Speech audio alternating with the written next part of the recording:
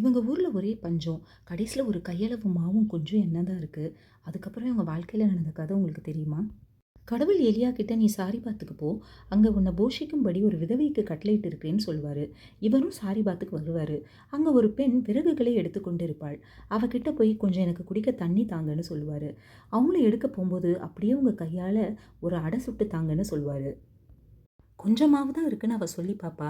இருந்தாலும் எலியா, ஒரு சிறிய அடைய முதல்ல எனக்கு செஞ்சுதா, அதுக்கப்புறம் நீயும் உன் பிள்ளையும் சாப்பிடலாம். மழை வருகிற வரைக்கும் பானையில் மாவு செலவழிஞ்சு போவாது, கலசத்தில் எண்ணெய் குறைஞ்சும் போவாதுன்னு கடவுள் சொல்கிறாருன்னு சொல்லுவார். கடவுள் சொன்ன மாதிரியே மாவும் எண்ணெயும் குறையாது. அவளும் அவளுடைய வீட்டார் எல்லாரும் அந்த பஞ்சத்துலேருந்து தப்பிச்சு கொள்வாங்க. சில நாள் கழித்து ஒரு நாள் அந்த பெண்ணின் மகன் திடீர்னு இறந்து போயிடுவான். இதை பார்த்தோன்னா அந்த பெண் அப்படியே துடித்து போவாள். எலியா கிட்ட போய் அவன் முறையிடுவா. எலியாவும் அந்த பையனை மேல் வீட்டில் கூட்டிகிட்டு போய் 3 முறை அந்த பையனுக்காக வேண்டுதல் பண்ணி அந்த பையன் மறுபடியும் உயிரோடு வந்துடுவான். கடவுள் சாரிபாத்தின் விதவையின் வீட்டில் 2 அற்புதங்களை செய்வார். அவன்கிட்ட எதுவுமே இல்லாத போதும் அவள் கடவுளுக்காக கொடுத்தா, கடவுளை நம்பினா. Her life teaches that faith in God and a willing heart can turn hopeless situation into blessings.